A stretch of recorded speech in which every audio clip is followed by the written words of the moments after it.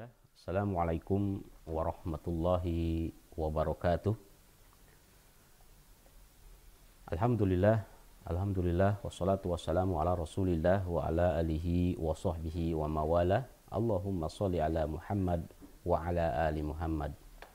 Pemirsa IHBS TV dimanapun Anda berada, yang saat ini tengah menyaksikan acara Bincang Serius dengan tema kupas tuntas dalil-dalil bid'ah hasanah.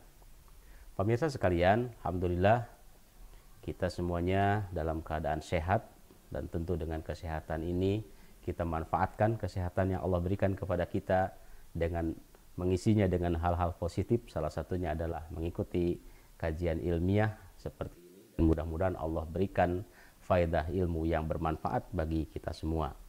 Sholawat serta salam semoga tetap tercurah atas junjungan kita, uswah hasanah kita, yaitu Nabi Muhammad Sallallahu Alaihi Wasallam. Juga semoga disampaikan juga kepada hamba-hambanya yang senantiasa istiqomah di dalam sunnah-sunnah. Amin ya robbal alamin. Pemirsa sekalian, alhamdulillah pada pagi hari ini Ahad 19 Dzulqa'dah 1443 Hijriah yang bertepatan dengan tanggal 19 Juni tahun 2022, kami bisa menjumpai Anda dalam acara Bincang Serius. Dan insya Allah untuk hari ini kita akan mengupas satu tema yang sangat menarik, yaitu kupas tuntas dalil-dalil bid'ah hasanah. Alhamdulillah di ruang siar kami telah hadir narasumber utama kita, yaitu guru kita Ustadz Zainal Abidin LCMM Hafizullah. Baik, kita sapa terlebih dahulu beliau. Assalamualaikum warahmatullahi wabarakatuh, Ustaz. Waalaikumsalam warahmatullahi wabarakatuh. Gimana kabarnya, Ustaz? Alhamdulillah, bikhairin wa afiyah. Alhamdulillah. Insyaallah. Ini sudah di akhir-akhir penghujung masa kuliah nih, Ustaz, nih udah baru selesai, Ustaz ya. Insyaallah. Sebentar lagi ujian tertutup. Iya, amin. Insyaallah. Kita semuanya mendoakan mudah-mudahan Allah berikan kemudahan dan kelancaran Ustaz dalam menyelesaikan studinya, dan kita bisa mengambil faedah ilmu yang telah dipelajari Ustaz. Amin insyaallah. Baik Ustaz, hari ini kita akan membahas satu tema, yaitu kupas tuntas tentang dalil-dalil bid'ah hasanah. Nah, bid'ah atau penyakit yang saat ini ya, mungkin nggak hanya saat ini, dari dulu ya sudah berkembang di masyarakat, yaitu TBC ya, takhayul, bid'ah dan khurafat. Ini menjadi penyakit kayak semacam virus yang lebih bahaya sebetulnya dari COVID-19 ya. COVID-19 menggerogoti fisik, ini menggerogoti akidah gitu saja, yang itu lebih berbahaya. Dan itu katanya tumbuh subur di satu ladang yang sangat subur, yaitu masalah taklid. Taklid ini menjadi satu ladang bagi tumbuh suburnya TBC tadi. Dan hari ini kita fokus ke masalah bid'ahnya, Ustaz. Nah, supaya kita bisa membatasi pembicaraan kita pada pagi hari ini, kerangkanya masalah bid'ah, kita berangkat dulu dari definisi, Ustaz ya. Bid'ah secara lughatan lalu istilahan ini seperti apa, Ustaz? Ya, bismillah wassalatu wassalamu ala rasulillah wa ba'd. Jadi bid'ah menurut bahasa itu adalah sesuatu yang baru, atau di dalam istilah lain bid'ah itu sesuatu yang putus, awalnya itu berjalan, dan ini memberikan satu sambungan kepada makna istilah, di mana bid'ah di dalam istilahnya itu adalah membuat putus syariah, ya. Terus kemudian akhirnya mendatangkan satu perkara yang baru, sehingga menurut Imam Asy-Syatibi adalah tariqatun fid dini mukhtara'atun. Nah ini tariqatun fid din. Jadi ketika kita membahas masalah istilah bid'ah itu harus konsen kepada definisi. Di antara sekian definisi yang banyak disetujui oleh ulama adalah definisi Imam Asy-Syatibi, yaitu tariqatun fid din. Bukan di dalam fid dunya. Bukan masalah inovasi perusahaan, ya, pengembangan pertanian, perkebunan, ya, Kalau itu selesai, antum a'lamu bi umuri dunyakum. Yang disoal oleh Rasulullah, kul fa inna kulla bid'atin dalalah. Yang disoal oleh para sahabat, ya, ittabi'u wa la tabtadi'u, kata Ibnu Abbas, ikutilah, jangan melakukan satu kebid'ahan. Itu adalah tariqatun, tata cara fiddini, dalam beragama, mukhtara'atun, yang diada-ada, tudahi asy-syari'ah, untuk menandingi sehingga nampak mirip, yuqsadu bisuluki 'alaiha ma yaqsudu bittariqati syar'iyyah. Dia praktekkan seperti praktek syariah. Nah ini nih, ya, dia lakukan seperti melakukan syariah. Jadi artinya di dalam niatannya, di dalam gaya-gayanya, di dalam kesyahduannya itu sama seperti orang yang sedang maulidan, itu sama dengan orang yang sedang sholat. Sama-sama dia lakukan dengan syahdu, khusyuk, niat untuk mencari ridha Allah dan pahala. Nah ini menurut bahasa dan istilah, ya. Wallahu a'lam bishawab. Baik, Ustaz.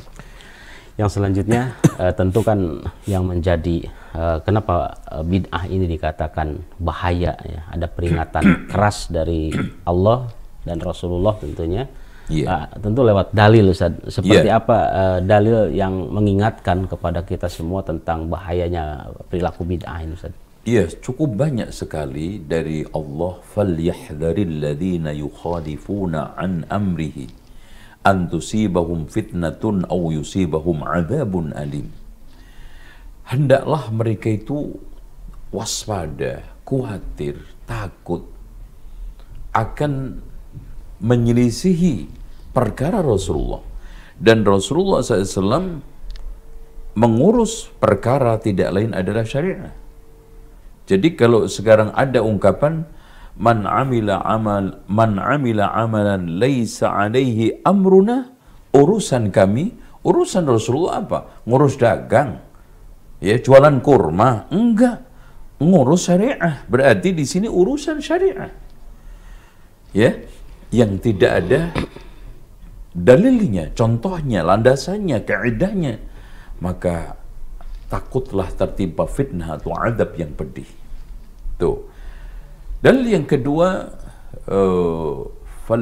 Allah Subhanahu wa taala juga memperingatkan kepada kita, man yushakikir rasula min ba'di ma tabayyana lahul huda wa yattabi' ghaira sabilil mu'minin. Nah ini. Jadi man yushakikir rasula, perkara bid'ah di dalam agama ya, kita agama terus catatannya, itu adalah menentang Rasulullah, menyelisih jalan mukmin, yang kebanyakan hampir semua ahli tafsir mengatakan adalah ijma'us sahabah.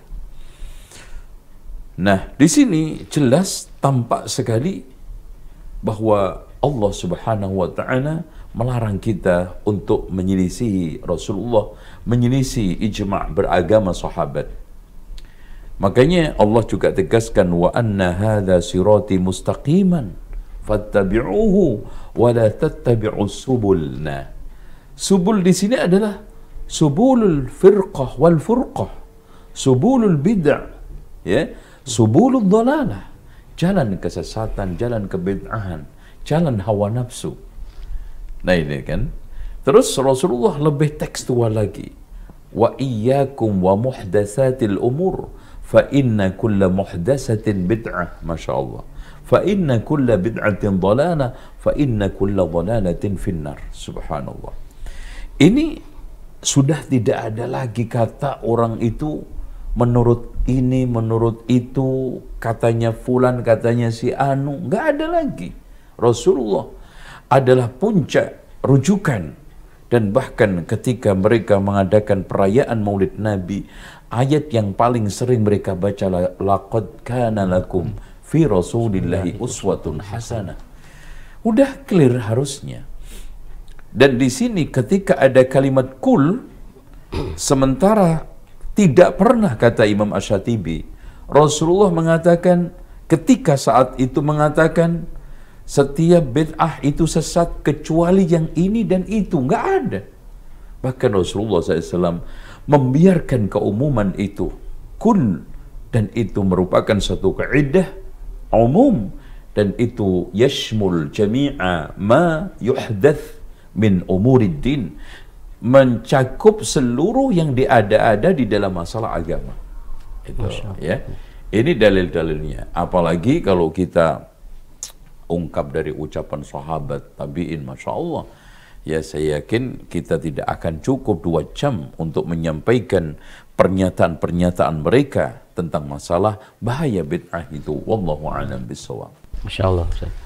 Yang selanjutnya, Ustaz, dari dikatakan di akhir dari bahwa kula bid'atun dolalah, kula dolalatun finar itu, Ustaz. Bahwa setiap kesesatan itu ya tempatnya di neraka gitu, Ustaz, ya. Apakah seluruh pelaku bid'ah itu akhirnya akan berujung di neraka, Ustaz? Nah, ini penting. Jadi maaf ya, kadang-kadang di sini udah pada tokoh sudah ngerti kitab, kadang-kadang jamaah itu setengah dibodohin. Dibodohinnya begini ya. Tadi yang ditanyakan tentang apakah setiap bid'ah itu akan berakhir di neraka, Ustaz? Nah, ini di dalam teks hadis itu tidak pernah ada satu kalimat Rasulullah SAW menjustifikasi pelaku. Yang diungkapkan di soal Rasulullah adalah perbuatan. Dari sini kita bisa mendapatkan kesimpulan bahwa setiap perbuatan yang begini-begini di neraka, itu kan tidak otomatis yang berbuat itu kita justifikasi, kita kasih suatu istilahnya stempel bahwa langsung dia di neraka. Bahkan ada satu hadis yang lebih terang loh daripada hadis ini, yaitu ketika Rasulullah ditanya seorang perempuan, ya Rasulullah, ada seorang perempuan yang rajin sholat puasa dan sedekah, tetapi dia tidak menjaga lisan. Rasulullah secara tekstual mengatakan hiya finnar, ya, menstempel pelakunya. Ini nggak main-main ini. Kalau di dalam hadis Rasulullah tentang bid'ah itu perbuatannya. Karena kenapa kita mengatakan tidak secara otomatis yang melakukan suatu perbuatan bid'ah itu di neraka? Kenapa tidak kita katakan seperti itu? Karena perbuatan yang Rasulullah SAW tegaskan masuk neraka itu simpel saja. Rasulullah ingin mengatakan kepada kita, hati-hati loh terhadap perbuatan yang bisa memicu, yang bisa memasukkan pelakunya ke dalam neraka. Tentang pelakunya, bisa saja dia punya amalan yang lebih banyak, yang akhirnya ditimbang oleh Allah, فَأَمَّا مَنْ ثَقُلَتْ مَوَازِينُهُ فَهُوَ فِي عِيشَةٍ رَاضِيَةٍ. Atau dia akhirnya di akhir hayat bertaubat, atau dia mendapatkan berbagai macam ujian, musibah, bencana yang itu mengurangi dosanya. Nah, dengan demikian di sini, atau mungkin saja dia melakukan itu karena kebodohan. Gitu. Ketidaktahuan, Ustaz. Ya, tetapi kita juga harus bedakan antara pelaku dengan pengikut. Kalau pelaku, maka semua pelaku ahli bid'ah itu adalah di neraka. Tapi pengikut dia karena taklid yang katakan antum tadi itu kejahilan, maka Allah Subhanahu wa taala bedakan dengan para pelakunya. Ya, ini wallahu a'lam bishawab. Jadi intinya jika ada ustadz membuka mukadimahnya dengan hadis tentang peringatan masalah bid'ah tadi, gak usah baper ya. Sebetulnya bukan menuju kepada seseorang individu per individu, hanya mengingatkan tentang bahaya atau harus hati-hati terhadap bahaya perilaku bid'ah gitu saja. Ya, itulah kita itu sekarang bagaimana bedanya beragamanya para sahabat. Hadis ini kan masuk ke dalam hadis khutbatul hajah. Berarti hampir sering dibaca oleh Rasulullah SAW. Nggak ada tuh sahabat yang baper. Dan para sahabat juga begitu membacakan di dalam khutbah-khutbahnya. Tidak ada tuh satupun tabi'in yang baper. Kenapa sekarang ini banyak kaum muslimin di akhir zaman ini beragama ala baper? Karena memang mereka lebih mengunggulkan otaknya, mengikuti hawa nafsunya, bakhil ditaati, dunia diutamakan. Seperti hadis Rasulullah SAW dari Abu Sa'labah Al-Khushani itu. Ini yang membuat orang sekarang itu beragama itu baper. Bawa perasaan, bukan bawa dalil. Akhirnya, sedikit aja dibacakan hadis, khotib, wah langsung, wah ini Wahabi. Belum menyampaikan apa-apa juga. Belum juga memberikan satu penjelasan secuil pun. Hanya mereka menengarai bahwa siapa yang memulai khutbahnya, innal hamdalillahi nahmaduhu, terus sampai fa inna kulla bid'atin dhalalah. Wah, langsung Wahabi. Ini adalah celotehan orang-orang darwis yang dikatakan oleh para ulama yang takut singgasana kesesatannya, singgasana tradisinya, dan singgasana taklid asabiyahnya itu rontok. Sehingga penyakit TBC ini berakar urat dan juga menguat. Dan makin hari itu makin mendapatkan suatu pengikut yang taklid buta dan fanatis. Nasallallahu al-afiyah. Ya. Baik Ustaz, cukup menarik tadi bahwa ketika dibacakan satu hadis tadi, Rasulullah mengulang-ulangnya setiap khutbah.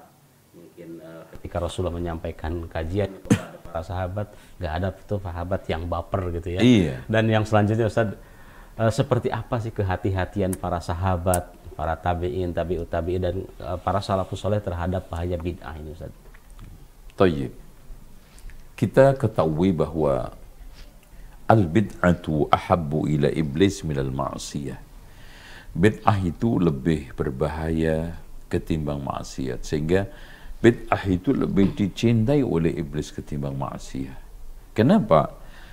Di pandangan salafun saleh, sahabat dan tabi'in, kekufuran itu bahkan lebih ringan daripada kebid'ahan. Kenapa? Karena kekufuran itu ketika menyerang, yang diserang adalah kaum muslimin. Kebid'ahan ketika menyerang, yang diserang adalah syariat Islam. Kalau sekarang terbunuhnya kaum muslimin adalah syahid. Sekarang terkaparnya syariat apa? Hancur lumatlah. Inilah yang mendasari ulama mengatakan bahwa bid'ah itu lebih dicintai oleh iblis ketimbang maksiat. Nah, bagaimana pandangan sahabat? Jelas. Seperti Abdullah ibnu Mas'ud, Abdullah ibnu Abbas hampir mengatakan ittabi'u wala tabtadi'u waqad kufitum. Kamu dicukupin. Karena mereka memahami sepaham-pahamnya, al-yawma akmaltu lakum dinakum wa atmamtu alaikum ni'mati wa raditu lakumul islam madina. Jangankan sekarang ini kaum muslimin sahabat tertarik, Yahudi saja.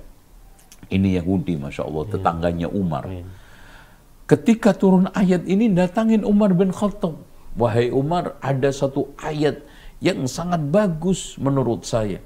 Andaikan itu turun di tengah kami, saya akan buatkan perayaan. Masya Allah.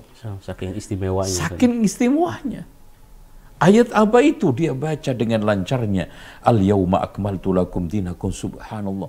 Yahudi aja kagum tentang kesempurnaan syariat ini, kesempurnaan Islam, sehingga tidak perlu ditambah dan dikurangin. Maka Umar bin Khattab, aku tahu dan lebih tahu daripada kamu. Ayat ini sudah turun di saat perayaan paling besar, yaitu Idul Adha, nggak usah dirayakan. Dengan demikian, Masya Allah, dikatakan oleh Mujahid, setelah aku renungkan, tidak ada kenikmatan di dalam beragama kecuali dua, yaitu hidayah kepada Islam dan aku dijauhkan dari hawa nafsu dan bid'ah. Allahu Akbar. Allahu Akbar. Makanya Abdullah bin Umar mengatakan, fa inna kulla bid'atin dhalalah wa in yaraha an-nasu hasanah.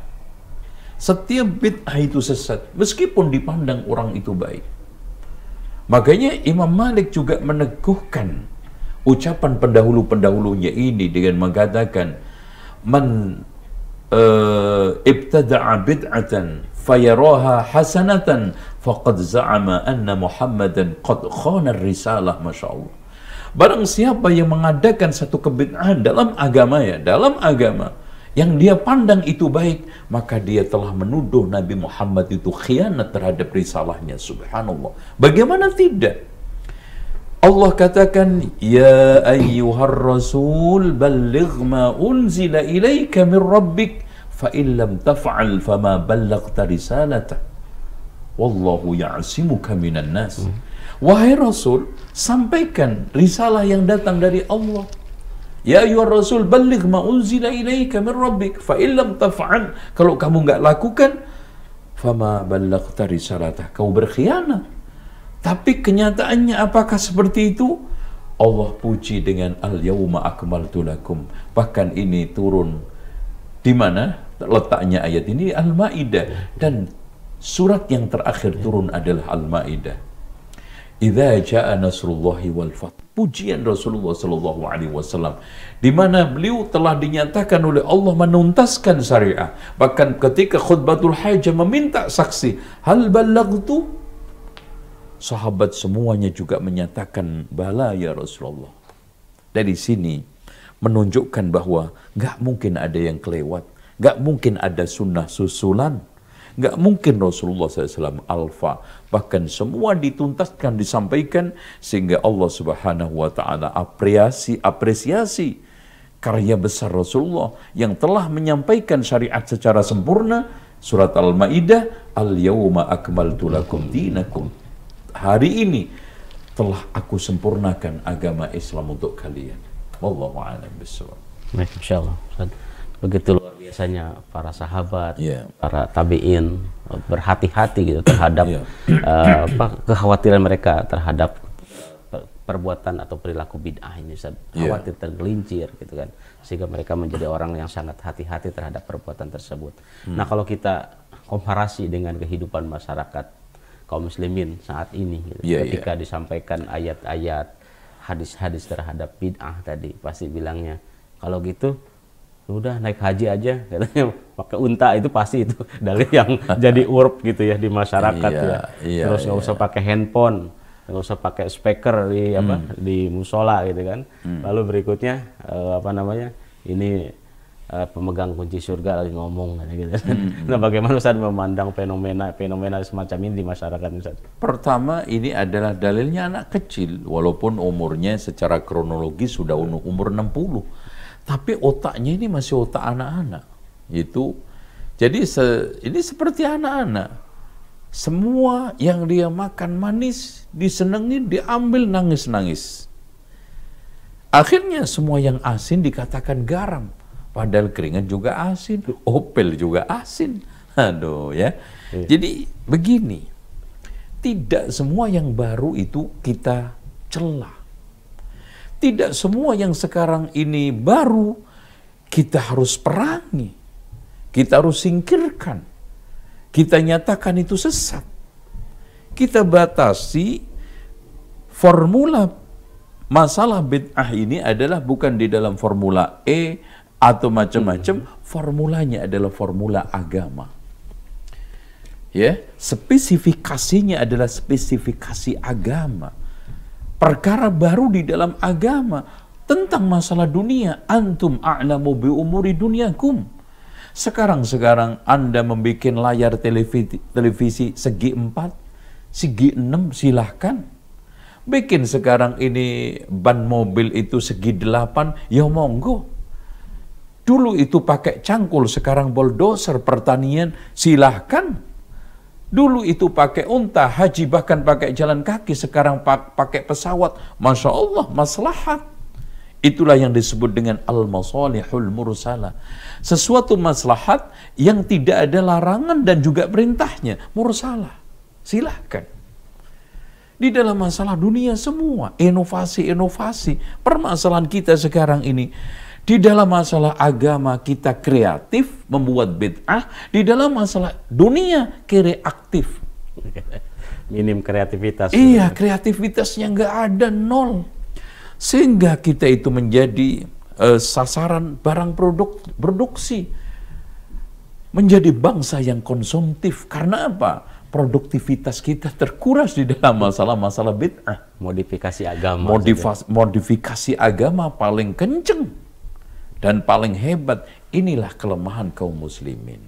Sehingga suatu hujah yang sangat kerdil, kalau tidak ada di zaman Rasul, muka lo juga nggak ada zaman Rasul, bid'ah dong. Anak kecil. Kalau sekarang bid'ah, jangan pakai speaker kalau kajian. Kalau haji jangan pakai pesawat. Anak kecil. Itu kelasnya agama kelas kanak-kanak dan argumen dalilnya kelas kanak-kanak. Nah ini perlu sekolah SD, SMP, SMA. Siapa aja.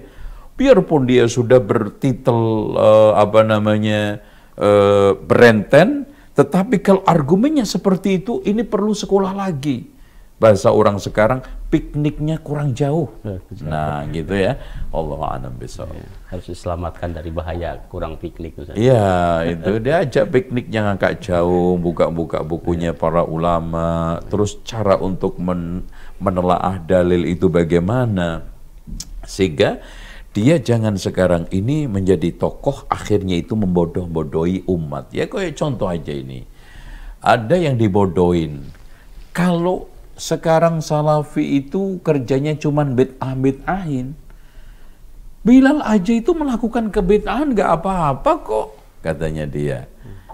Kan Bilal pernah melakukan sholat setiap wudu, dan itu tanpa dalil dari Rasulullah. Buktinya Rasulullah bertanya, ya Rasulullah, kenapa engkau, wahai Bilal, kenapa aku dapatkan wahyu dari Allah, suara terumpah sandalmu itu mendahului saya?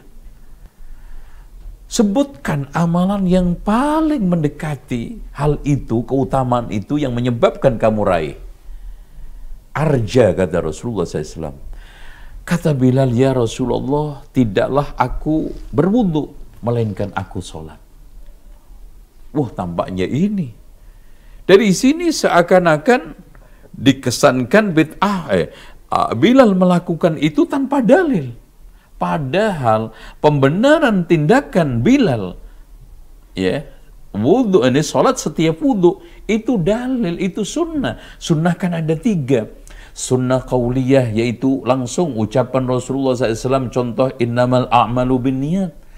Ada sunnah fi'liyah, perbuatan Rasulullah SAW seperti khudu anni manasikakum, sallu kama ra'aitumuni usalli. Semua itu rinci-rincinya sholat Rasulullah, rinci-rincinya manasik Rasulullah didapat dari mana? Perbuatan Rasulullah. Dan ada sunnah takririyah, ketetapan, justifikasi atau pembenaran yang dilakukan Rasulullah atas perbuatan sahabat, itu adalah sunnah. Nah ini kan orang bodoh tapi ngomong, orang bodoh tapi sok pinter. Akhirnya apa? Jahalnya itu jahal murakkab, bodohnya itu bodoh kuadrat. Nah ini bahaya. Inilah yang menghancurkan agama ini, orang-orang macam seperti ini. Wallahu a'lam bishawab. Apalagi followernya sudah banyak. Iya, itu kan sekarang kaedahnya itu kan followernya. Iya, Masya Allah. Yang selanjutnya Ustaz, kadang-kadang ini di masyarakat yang menjadi hujah terhadap adanya bolehnya atau bid'ah hasanah ya Ustaz ya. Yaitu tentang apa yang dilakukan oleh Umar bin Khattab ya. Terkait sebaik-baik bid'ah dalam sholat tarawih itu Ustaz. Bagaimana pendapat Ustaz tentang hal tersebut? Subhanallah ya. Kalau betul ucapan Umar itu menjustifikasi, membenarkan bid'ah, bid'ahnya di mana? Bid'ah itu kan tata cara beragama yang diada-ada, tidak ada di zaman Rasul. Dan ini tolong dicamkan, tidak ada di zaman Rasul ini juga harus dicatat. Jangan los begitu aja, tidak ada dalilnya, tidak ada contohnya, tidak ada landasan kaidahnya gitu ya. Maka itu bid'ah. Nah, sekarang yang dipersoalkan tadi Umar, jelas Rasulullah SAW pernah melakukan sholat berjamaah qiyamul lail di Ramadan. Hari kedua, satu kedua, ketiga nggak keluar, keempat beliau keluar. Saya tidak melarang perbuatan kalian, tetapi saya takut ini diwajibkan kalian tidak mampu. Jelas tekstual. Rasulullah tidak melanjutkan sholat jamaah, takut diwajibkan. Setelah Rasulullah SAW wafat, syariah sudah tuntas. Umar bin Khattab sekarang mangkat menjadi khalifah. Dan tidak ada kemungkinan untuk tambah kurang syariah karena sudah selesai. Maka Umar bin Khattab mengadakan itu. Sehingga tidak ada kekhawatiran lagi untuk diwajibkan. Akhirnya ketika itu ada orang yang menyela gitu loh mas ceritanya. Ini orang nggak banyak tahu tentang kalau hadis itu asbabul wurudnya, ya, atau kalau bisa kita katakan background pembicaraan Umar itu apa, gitu. Umar ketika itu dicela orang, Umar, kamu mengadakan sholat tarawih seperti ini, apa nggak bid'ah? Bahasa kasarnya orang Jawa Timur itu, nek bid'ah ngopo, kan gitu. Kalau bid'ah kenapa loh? Kan gitu kata orang Betawi. Ni'matil bid'ati. Ya, siapa bilang ini bid'ah? Kalau itu kamu katakan bid'ah, ini adalah sebaik-baik bid'ah. Tapi tidak begitu. Istilah kasarnya itu ingin ngomong singkat dan ingin mematahkan ucapan orang tersebut supaya diem. Kalau bid'ah lo mau ngapain? Gitu loh. Seperti juga pernah ini sama yang dilakukan Umar bin Khattab. Pernah Umar bin Khattab habis buang hajat baca Al-Quran. Itu baca Al-Quran. Kemudian ada orang yang menegur, wahai Umar, kamu habis buang hajat gak wudhu membaca Quran. Amusailamatul kadzab aftak? Apa Musailama al-Kadzab yang memberi fatwa kamu gak boleh? Itu. Jadi hal-hal yang seperti ini sering dilakukan oleh Umar untuk mendiamkan orang. Diam loh, jangan banyak ngomong, nggak tahu lagi, kan gitu loh. Kasarnya orang sekarang itu. Nah ini mereka-mereka yang sudah ngelontok bahasa Arabnya, ngelontok kitabnya, kenapa gak tahu yang begini-begini gitu loh. Ya, wallahu a'lam bishawab. Baik, Ustaz, Masya Allah. Dan untuk selanjutnya ada juga yang cukup menggelitik gitu terkait dengan masalah bid'ah gitu yang menjadi dalil ya, istilahnya yang penting cari dalil lah belakangan. Lakukan dulu, nah carilah dalil-dalil yang cocok. Salah satunya dalil yang mereka kemukakan adalah apa yang dilakukan oleh Imam Syafi'i katanya, yang mengakui bahwa bid'ah itu dibagi jadi dua, hasanah dan dolalah dan hasanah. Bagaimana menurut Ustaz tentang pendapatnya Imam Syafi'i ini? Ini nih bahayanya ini kalau orang yakin dulu baru cari dalil. Harusnya cari dalil dulu baru yakin. Ya. Ini enggak. Mereka itu yakin dulu, mengamalkan dulu, cari dalil belakangan. Akhirnya ngotot. Padahal ucapan Imam Syafi'i itu kalau benar, ya, adanya bid'ah hasanah sama bid'ah dhalalah sama. Seperti ucapan para ulama bahwa yang dimaksudkan bid'ah hasanah dalam masalah-masalah urusan dunia, inovasi-inovasi di dalam masalah senjata perperangan, inovasi di dalam pertanian, inovasi di dalam masalah-masalah teknologi, monggo silahkan. Itu merupakan suatu perkara yang diada-ada yang baik. Tetapi di sana ada bid'ah madhmumah. Imam Syafi'i yakin yang dimaksudkan adalah tariqatun fid din mukhtara'atun. Karena nggak mungkin Imam Syafi'i itu akan membenarkan bid'ah hasanah, karena beliau sendiri mengatakan man istahsana faqad syarra'a. Barang siapa yang menganggap baik di dalam suatu agama, dia telah membuat syariat. Dan Imam Syafi'i apalagi mengatakan in sahhal hadisu fa huwa madhhabi. Tidak mungkin terbersit di dalam benak Imam Syafi'i akan membenarkan suatu praktek yang sudah dicela oleh Rasulullah, yang sudah sekarang ini dikatakan dhalalah oleh para sahabat, yang sudah dinyatakan sebagai parasit di dalam agama ini, yaitu setiap bid'ah itu adalah sesat. Nggak mungkin. Kemungkinan yang tertinggi kalau ucapan Imam Syafi'i itu benar, maka yang dimaksudkan adalah perkara-perkara inovasi dunia. Dan simpel saja kata Imam Ibnu Taimiyah, andaikan itu benar ucapan Imam Syafi'i, maka ucapan Imam Syafi'i harus kita tolak demi untuk mempertahankan ucapan Rasulullah.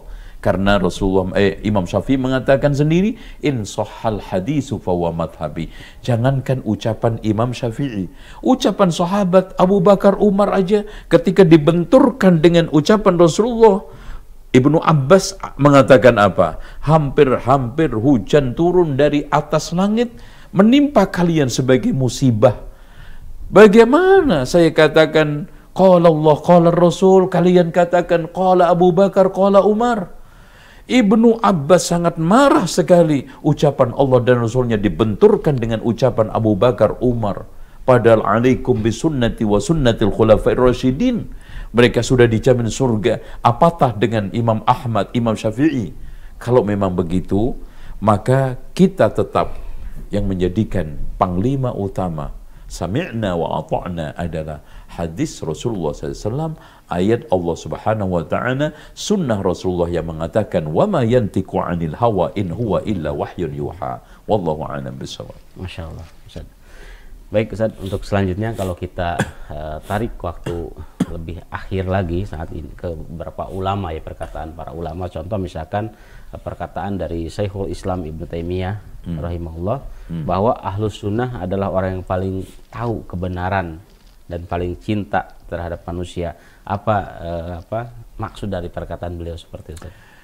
Iya betul, Imam Ibnu Taimiyah mengatakan fa ahlus sunnati a'lam bil haqqi wa arham bil khalqi. Jadi ahli sunnah wal jamaah itu paling tahu terhadap kebenaran. Karena apa? Kebenaran itu sumbernya dari Al-Quran dan Sunnah, ya. Sumbernya dari ayat-ayat Allah Subhanahu wa ta'ala, ya. Oleh karena itu kita sekarang ini bisa kita tegaskan bahwa apa yang sekarang telah dinyatakan oleh Rasulullah Sallallahu Alaihi Wasallam itu suatu kebenaran, maka semuanya harus sami'na wa ata'na, ya. Wallahu a'lam bishawab. Dan selanjutnya Ustaz, dalam konteks keindonesiaan gitu Ustaz. Saat ini kan masalah bid'ah ini sebetulnya kan bukan berkembang saat ini saja, ya, sudah sejarahnya sudah panjang juga di Indonesia, ya Ustaz. Seperti kita ketahui di kajian Ustaz sebelumnya bahwa Islam datang itu kan sebetulnya sudah jauh waktu, ya, bahkan di zaman para sahabat juga orang-orang atau banyak penyebar Islam yang datang ke Indonesia, dan tentu dengan ajaran yang Islam yang relatif masih murni gitu, ya. Lalu muncullah mulai kan bid'ah di masa-masa selanjutnya Ustaz. Nah, bagaimana tokoh-tokoh atau ulama-ulama Nusantara ini Ustaz menyoroti dan mengingatkan kepada kita terkait masalah bid'ah ini? Iya, Masya Allah, ya. Sebetulnya polemik masalah bid'ah, masalah Islam murni di Islam itu sudah di Indonesia itu sudah lama. Dan subhanallah, di sana ada suatu tulisan monumental yang patut untuk dicatat dengan tinta emas. Kemudian kalau bisa kita rupakan berbentuk figura, kemudian kita kasihkan kepada mereka-mereka yang suka membenar-benarkan bid'ah hasanah, kemudian mencela negara-negara Saudi, Arab yang lainnya yang menjaga Islam murni, mereka fitnah dengan Wahabi. Dengarkan ucapan Soekarno, ya. Founding father negara Indonesia. Iya, ini di bawah bendera revolusi ini, ya. Ini penting, ya. Nggak tahu mereka punya buku ini atau enggak. Kalau dia punya buku, insya Allah ngomongnya itu agak ilmiah, ya. Seperti apa Ustaz itu? Ya, tidak seperti orang-orang yang awamernya. Kalau dikit-dikit nggak ada zaman Rasul bid'ah, muka lo juga nggak ada zaman Rasul, nah itu nggak bakal keluar. Nih, dengarkan. Cobalah pembaca renungkan sebentar padang pasir dan Wahabisme itu. Kita mengetahui jasa Wahabisme yang terbesar, ia punya kemurnian, ia punya keaslian, murni dan asli, sebagai udara padang pasir. Kembali kepada asal, kembali kepada Allah dan Nabi, kembali kepada Islam sebagai di zamannya Muhammad. Allahu Akbar. Allahu Akbar. Itu perkataannya Soekarno. Soekarno. Dan kembali kepada kemurnian tatkala Islam belum dihinggapi kekotorannya, 1001 tahayul dan 1001 bid'ah. Lemparkanlah jauh-jauh tahayul dan bid'ah itu. Nah, ini malah dirawat. Itu yang rawat kiai lagi. Aneh nih, ya. Nyahkanlah segala barang sesuatu yang membawa kepada kemusyrikan. murni dan asli sebagai hawa padang pasir, begitulah Islam mesti menjadi. Begitulah Islam itu mesti menjadi. Artinya, tampillah Lombok itu menjadi Lombok, yang tomat menjadi tomat. Jangan sekarang ini tomat tampil kayak Lombok, Lombok kayak tomat. Orang Islam tampil kayak Hindu, Hindu tampil kayak Islam. Juga nggak lucu, kan gitu. Udara padang pasir juga angker, juga kering, juga tak kenal ampun. Juga membakar, juga tak kenal puisi. Tidaklah Wahabisme begitu juga. Ia pun angker, tak mau mengetahui kompromi dan rekonsiliasi. Ia pun tidak kenal ampun, leher manusia ia tebang kalau leher itu memikul kepala yang otaknya penuh dengan pikiran bid'ah dan kemusyrikan dan kemaksiatan. Masya Allah ya. Ini merupakan satu ungkapan yang patut untuk ditulis dengan tinta emas. Kemudian ditempelkan di dinding-dinding masjid untuk supaya tahu bagaimana founding father kita, bagaimana pendahulu-pendahulu kita di Nusantara ini bersikap terhadap Saudi, bersikap terhadap bid'ah, bersikap terhadap kemurnian Islam. Wallahu a'lam bishawab. Ya. Masya Allah. Itu dari seorang tokoh yang memang tokoh besar bangsa Indonesia, Ustaz. Iya, betul. Pendiri bangsa kita. Iya. Sudah sadar akan bahaya bid'ah, bahaya takhayul, bahaya khurafat terhadap bangsanya di kemudian hari, Ustaz. Iya, betul. Apalagi mungkin para ulama terdahulunya, Ustaz ya, seperti misalkan para Wali Songo sendiri, apakah sudah menyampaikan juga terkait dengan bahaya Jadi bid'ah? kalau kita itu membaca buku-buku aslinya Wali Songo, dan berdasarkan penelitian saya 10 tahun tentang Wali Songo, itu mereka begitu sangat ketat menjaga syariat, sangat begitu antusias di dalam memerangi bid'ah. Bahkan di dalam kitabnya Headbook Van Bonang, jelas-jelas di situ Sunan Bonang sangat anti terhadap bid'ah. Ya, kalau nanti insya Allah kita bedah buku itu, masya Allah. Ya, Wallahu a'lam bishawab. Baik, Ustaz. Kita sudah di penghujung waktu, Ustaz. Nanti kita akan membuka sesi tanya jawab. Baik, pemirsa sekalian, pemirsa IHBS TV dimanapun Anda berada yang saat ini masih setia untuk mengikuti acara Bincang Serius dengan tema Kupas Tuntas Dalil-Dalil Bid'ah Hasanah. Dan kami informasikan kepada Anda sekalian, insya Allah Yayasan Dakwah Islam Cahaya Ilmu menerima titipan hewan kurban untuk bisa berkurban bersama IHBS di hari Idul Adha tahun 1443 Hijriah. Anda bisa menghubungi nomor 081111817112. Dan selanjutnya kami informasikan juga terkait dengan program pembangunan Masjid dan PTA Ibnu Hajar Indramayu.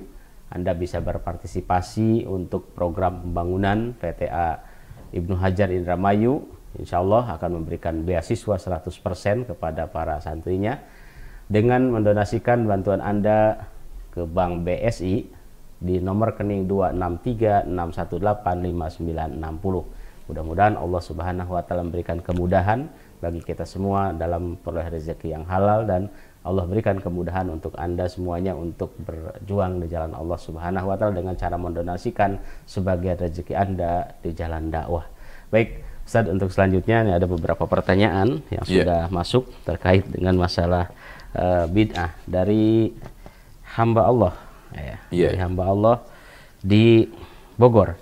Baik, pertanyaannya, Ustadz, apakah ada korelasi antara bid'ah, perilaku bid'ah dengan kemerosotan moral, lalu diakhiri dengan datangnya kaum imperialisme Barat di Indonesia, Nusantara khususnya, itu Ustadz? Iya. Perlu diketahui bahwa sebab munculnya bid'ah itu adalah satu karena kebodohan. Dan pasti ada korelasi. Karena keterjajahan itu akan menyulitkan atau akan membentuk manusia ketidakterdidikan. Minim pendidikan. Sehingga di sana akan menimbulkan satu bangkai berikutnya, yaitu apa? Bangkai taklid. Nah, taklid ini juga lahir daripada itu semuanya. Kemudian taklid ini akan juga melahirkan bangkai yang berbahaya lagi, ya, yaitu fanatis. Karena dia akan kagum terhadap yang ditakliti, dia akan serta-merta mengambil begitu saja ucapan orang yang diikuti. Nah, yang tidak kalah pentingnya juga, yang tidak kalah mengerikannya adalah sesuatu sikap yang ini dibenci oleh siapapun, mengikuti hawa nafsu dan mendahulukan ra'yu. Karena nggak ada dalil. Akhirnya apa? Dia berucap dengan ra'yunya, dia berpendapat dengan ra'yunya, dengan nafsunya. Pada saat itulah hawa nafsu dia menjadi agama, akal-akalannya itu akan menjadi landasan, dan betul kata Sufyan ibnu Sulaim, akan datang suatu zaman manusia perut menjadi tujuan utama, hawa nafsu akan menjadi tata cara beragama. Masya Allah. Dan itu fakta sekarang. Makanya Rasulullah SAW ketika ditanya oleh Abu Sa'nab al-Khushani tentang ayat Allah, "Alaikum anfusakum la yadurrukum man dhalla idza tadaitum", beliau menjawab, "Bal tamiru bil ma'ruf wa tanahu 'anil munkar." Bahkan kamu terus harus amar ma'ruf nahi munkar hatta sampai. Berarti di sini amar ma'ruf nahi munkar itu akan terus menjadi syiar orang-orang berilmu, syiar orang-orang yang merdeka. Ketika terjajah, ketika sekarang suasananya itu sudah tidak ada ilmu, maka hatta idza ra'aitum suhan muta'a, kikir ditaati, wa hawan muttaba'a, hawa nafsu diikuti, wa dunyan mu'tharata, dunia diutamakan, wa ijabi dhi ra'yin bi ra'yi, orang akan kagum dengan pendapatnya sendiri.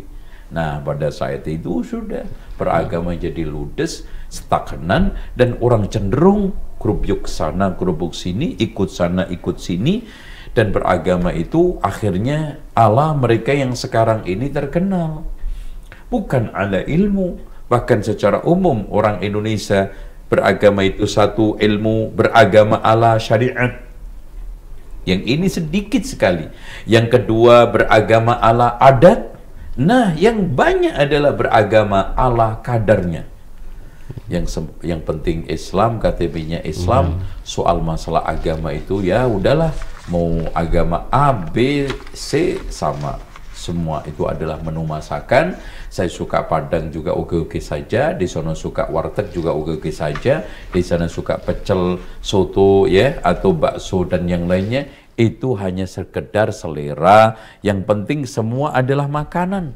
Itu ya, wallahu a'lam. Masya Allah. Dan Ustaz tadi ada pertanyaan terakhir yang terkait dengan korelasi antara fenomena bid'ah yang merajalela di zaman dulu dengan munculnya imperialisme Barat, Ustaz, karena ada kelemahan pada masyarakat gitu. Iya. Ada hubungannya, Ustaz ya? Iya, ada hubungannya sangat kuat sekali, di mana imperialisme, keterjajahan, baik itu secara politis, secara ekonomi, secara sosial, itu akan mempengaruhi corak beragama dan corak pendidikan. Itu nggak. Jadi kualitas spiritual seseorang dan moralitas seseorang itu akan merdeka ketika hidup di dalam zaman kemerdekaan, dan dia akan terjajah di zaman keterjajahan. Itu sama, masing-masing membawa konsekuensi.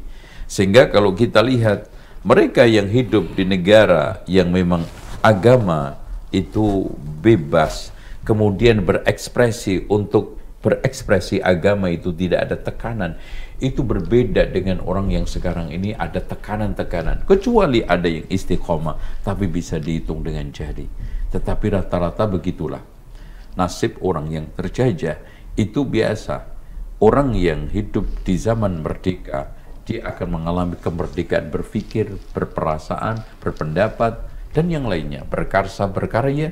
Tetapi orang yang terjajah juga terjajah di dalam pendapatnya, pikirannya, dan seluruh karsa karyanya. Baik Ustaz, pertanyaan kedua dan mungkin ini pertanyaan terakhir ini. Ustaz, ada dari hamba Allah ini di Bogor. Pertanyaannya, Ustaz, ada satu celoteh dari kawan saya bahwa yang penting kan niatnya baik, katanya dalam satu amalan katanya. Kita ingin menunjukkan kecintaan kita kepada Nabi, kenapa jadi salah katanya gitu. Misalkan ini konteksnya mungkin masalah maulidan, Ustaz ya. Iya, kalau memang niat itu baik, tidak bisa digunakan untuk perkara yang sudah tercela. Contoh, Yang penting kan niatnya baik, menunjukkan kecintaan kepada orang miskin. Saya mencuri untuk memberikan maisha kepada mereka kok. Yang penting kan niatnya baik, dan nanti di sana di dalam rangka untuk ya kita bersilaturahmi. Judi kan nggak apa-apa. Saya bisa ketemu dengan teman-teman untuk silaturahmi, dan di sana juga nanti ada kelebihan-kelebihan keuntungan saya juga sumbangkan ke masjid. Apa sih jeleknya perjudian? Saya juga Masya Allah ngumrohin orang 40, bahkan 50 dengan korupsi saya 5 miliar. Ya, saya juga bangun masjid, saya niatnya juga tulus korupsi itu untuk itu semuanya. Bahkan supaya orang-orang yang tidak mampu haji ini bisa haji, sehingga rukun Islamnya itu terpenuhi. Bahkan dia bisa umroh, melihat Ka'bah, memakmurkan Masjidil Haram, Masjid Nabawi. Kan bagus. Ya, apalagi judinya adalah judi kolosal.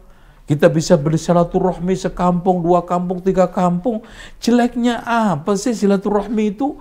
Sementara Rasulullah mengatakan, man ahabba yubsatalahu rizqu wa yunsa'lahu ajalu falyasil rahimah. Barang siapa yang ingin diluaskan rezekinya, dipanjangkan umurnya, hendaknya silaturahmi. Judi kan cuma sarana, seperti sarana geng motor, sarana geng mobil, itu saja sarana. Kita juga nggak serius-serius banget kok judinya. Yang penting silaturahminya, yang penting hasilnya buat sodako. Apa bedanya orang ngomong ini sama ini?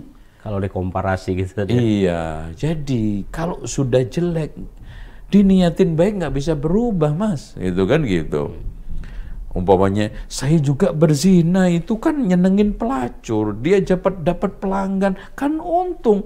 Coba kasihan, saya pernah lihat pelacur itu semalaman nggak dapat pelanggan. Nah, anak itu dalam rangka kasihan, Mas. Anak juga nggak minat-minat banget gitu loh. Ya, saya itu pengen sedekah ke pelacur lah, kasihan dia juga punya anak, ya, bahkan dia itu menjanda. Kan rata-rata mereka itu pelacur juga masalah ekonomi. Saya kasih kelebihan oleh Allah, Mas, alhamdulillah. Nah, jeleknya di mana? Masya Allah, ini aliran positivisme, ya, positivisme. Na'udzubillah. Penting niatnya. Ya. Masya Allah.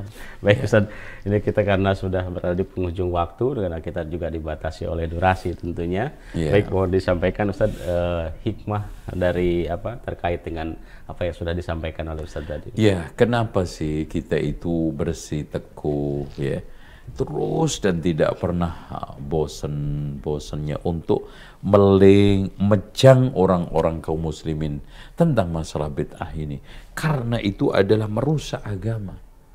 Kalau sekarang orang kafir rata-rata menghancurkan badan kaum muslimin, kalau ahli bid'ah itu menghancurkan badan syariat, mana yang lebih bahaya? Itu satu.